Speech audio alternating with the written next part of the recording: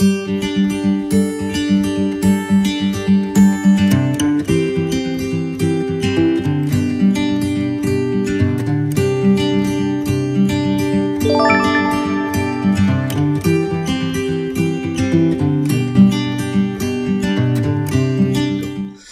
el libro de Éxodo encontramos a tres grandes héroes: Moisés, Israel y por supuesto Jehová.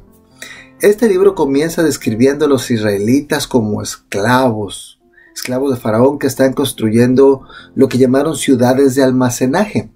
Y luego se puede ver, podemos leer a los israelitas eligiendo servir a Dios para construir su propio tabernáculo para las futuras ciudades de almacenaje que simbolizan la próxima vida. Y esto es un hermoso patrón donde podemos ver nuestra servidumbre, o sea, ir de las cosas materiales a Dios y lo que eso requiere. En lo personal, hermanos, me encanta poder ver las ideas de la servidumbre en nuestra relación con Dios. Y esto para poder enfatizar mejor qué tipo de lealtad necesitamos tener para Él.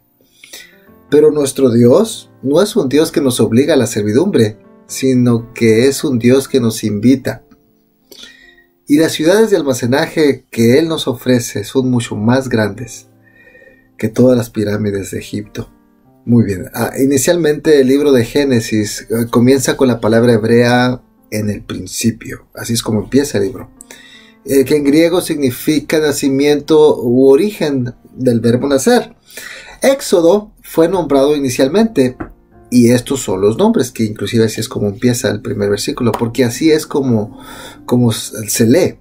Pero más tarde el nombre fue cambiado a lo que conocemos hoy como Éxodo. En Génesis se nos dice que el Señor creó y organizó el mundo, y en el libro de Éxodo el Señor comienza su pueblo del convenio como una nación antes de que se estableciera como una familia. Entonces eso es algo bien interesante poder identificar. En Génesis el Señor da el mandamiento de multiplicarse y henchir la tierra para que dé mucho fruto, y en Éxodo vemos a los israelitas dando ese fruto y multiplicándose por la tierra prometida. Y esto, hermanos, es una hermosa similitud entre estos dos libros. Y aunque parece que Moisés solo va de un texto a otro, cuando nosotros lo analizamos, nos damos cuenta de que han pasado 300 años desde la muerte de José, cuando ya empezamos o entramos en lo que es la historia del libro de Éxodo. Y bueno, también tomando las referencias del texto hebreo de la Biblia, nosotros nos damos cuenta, y dice en las escrituras: José tenía 17 años cuando fue vendido a Egipto, tenía 30 años cuando fue presentado a Faraón, y 110 años cuando él murió.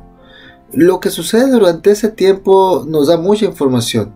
Por ejemplo, José llegó a Egipto 430 años antes del Éxodo.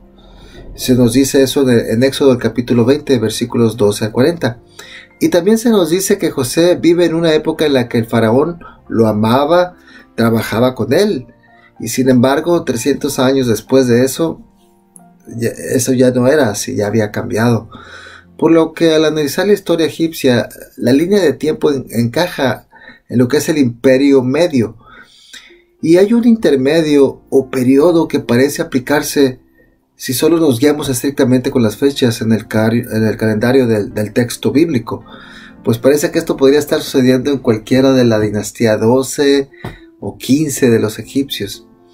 Si analizamos un poco más la historia, nos damos cuenta de que hay una gran evidencia de que posiblemente desde el tiempo de José hasta el tiempo de Moisés tenemos varios conquistadores. Pero la dinastía, lo que fue la costa alta de Egipto, tiene cambios. Hubo cambios. Y mucha gente se ha preguntado si esa fue la dinastía en la que pudo haber vivido José. En cualquier caso, hermanos y hermanas, estas cosas realmente no importan mucho, excepto por el hecho de que la Biblia tiene evidencia histórica, y por lo tanto es importante que podamos considerar algunos de esos detalles.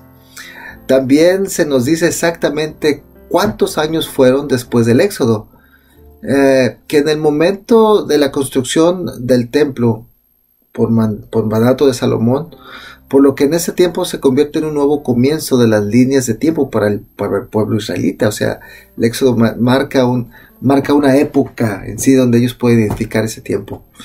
Ahora bien, cuando nosotros miramos específicamente el capítulo 1 del Éxodo, aprendemos que los israelitas se multiplicaban en abundancia, que son bendecidos con muchos hijos, y el capítulo termina con estas maravillosas parteras que cuidan esa posteridad para continuar bendiciéndola.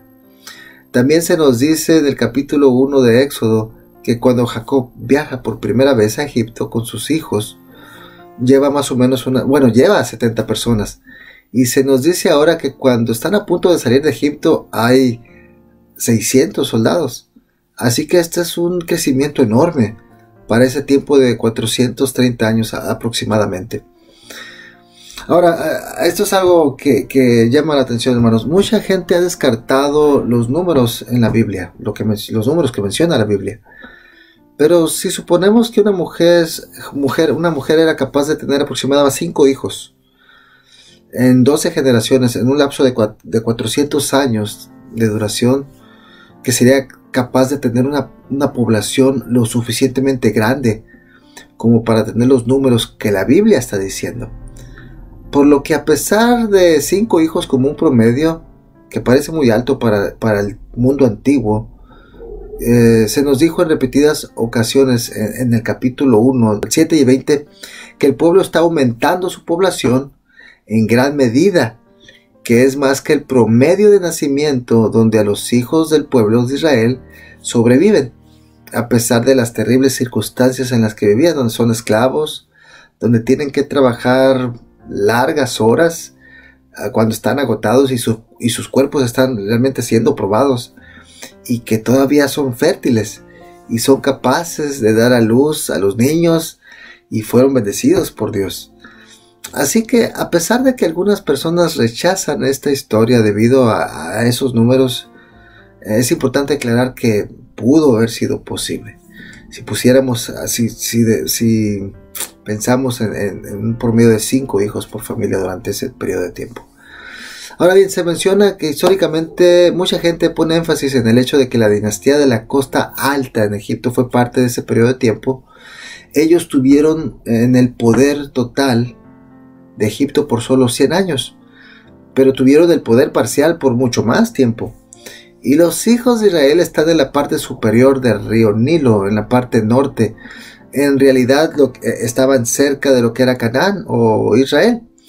Y Goshen está en la parte noroeste, y la dinastía de la costa alta estaba allí por un periodo de tiempo, y fueron estos reyes extranjeros que se les conoce como reyes pastores, que llegaron, se apoderaron y luego fueron expulsados más tarde.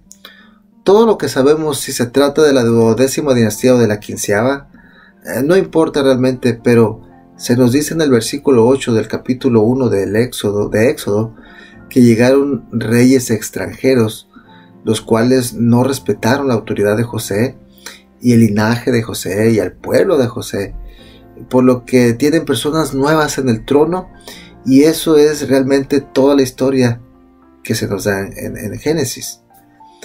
Pero si analizamos a Jazer, que es uno de los textos bíblicos que dice estar escrito con fecha antigua, el cual se menciona 2 veces en el Antiguo Testamento, en el libro de José y Samuel, segunda de Samuel, leemos que todos los hombres de Egipto y Goshen fueron llamados por los gobernantes egipcios para que participaran en un proyecto de construcción. El texto dice: todos los hombres de Egipto y Goshen, de los hijos de Israel y de los habitantes de las ciudades que estén dispuestos a construir con nosotros, cada uno recibirá su salario diario.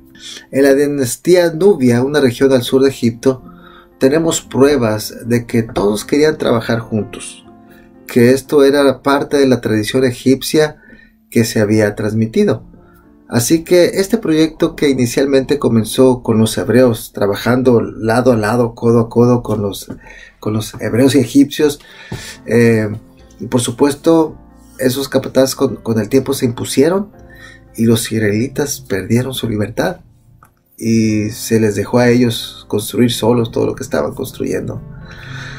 Ahora también debemos mencionar que el libro de Jacer nos dice que los levitas no estaban involucrados. Se dice que los hijos de Leví no fueron empleados en el trabajo con sus hermanos de Israel desde el principio hasta ese día, porque su ida vino de Egipto, porque todos los hijos de Leví sabían que los egipcios habían dicho todas estas palabras en engaño.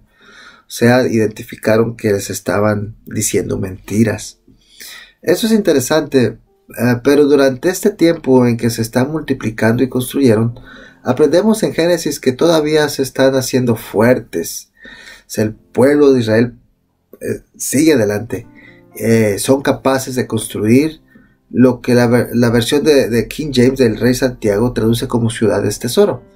Pero en otras traducciones utilizan el hecho de que son ciudades de almacenamiento, que son ciudades de suministro, y el tema del éxodo es el trabajo, ya sea que estén trabajando para los egipcios, o que estén trabajando para Dios, o que estén trabajando para Moisés. Son siervos y están aprendiendo a trabajar. Creo que esto nos ayuda a entender mejor la ley de la consagración. Pero desafortunadamente, como ya sabemos, este hábito de trabajo cambió, y el historiador hebreo que nació en el año 37 después de Cristo registra, y viene la cita: uno de estos escribas sagrados egipcios le dijo al rey que en ese momento nacería un niño entre los israelitas que derribaría el dominio de los egipcios y que levantaría a los israelitas y superaría a todos los hombres en virtud y en obtener la gloria que sería recordado a través de todas las edades, y lo que era tan temido por el rey. Y luego vamos al texto del capítulo 1 de Éxodo. Entonces Faraón mandó a todo su pueblo diciendo: echad al río a todo hijo que nazca, y a toda hija preservar la vida. Y es aquí donde viene la historia de Moisés. Y como se mencionó al principio, de los tres héroes de todo el libro de Éxodo, pues uno era Moisés, los israelitas y Dios. Pero en este primer capítulo nuestros héroes son dos parteras, y sus nombres eran Sifra y Fúa, en los versículos 15 a 22, y se nos dice que el Señor las bendijo por salvar a este niño y ocultarlo de los egipcios. Y pues dijeron que las mujeres hebreas daban a luz antes que la partera llegara a ellas, y al hacer esto pues fueron bendecidas, como dice la Biblia. Por haber las parteras temido a Dios, Él les hizo casas. Pero lo que realmente significa aquí, hermanos y hermanas, de acuerdo con el texto hebreo antiguo, o así como en la Septuaginta, es que les bendijo con posteridad o familia. Fueron bendecidos con grandes familias, y es algo interesante que ustedes pueden ver. No tanto como que Dios les construyó alguna casa, hace referencia a la familia. Y bueno, este es el relato que dice la historia de la familia levita, que tiene un hijo llamado Moisés, que le llaman Moisés. Durante este tiempo se llama más tarde Moisés. Es salvado por una madre sabia y una maravillosa hermana mayor que actúan como servidores de Dios. Cuando leemos estas historias en las Escrituras, es sorprendente encontrar varios de estos pasajes en el libro de Mormón, porque parece que el libro de Mormón está hablando de un periodo de tiempo mucho más tardío, y estamos en el periodo del primer templo. Estamos en el año 600 antes de Cristo, y estamos 1000 años después de este tiempo, y sin embargo hay 19 versículos repartidos por todo el libro de Mormón, desde primer Nefi hasta el libro de Éter, que se refieren a Egipto, que se refieren a ese periodo de tiempo de cautiverio. Y hay un versículo en Doctrina y Convenios, en la sección 105, que dice así, viene la cita: y ablandaré el corazón del pueblo, como ablandé el corazón de Faraón. Ahora, esto es muy interesante, hermanos, porque no es hasta que leemos la traducción de King James del Rey Santiago en la Biblia, nos asegura que Dios no está endureciendo el corazón del faraón. Dios no endurece el corazón de nadie. Es el adversario quien lo hace. Dios ablandó el corazón del faraón para que dejara ir a los niños, a los israelitas. Hermanos y hermanas, tenemos la bendición de tener la traducción del profeta José Smith, especialmente de Génesis y también la de Éxodo.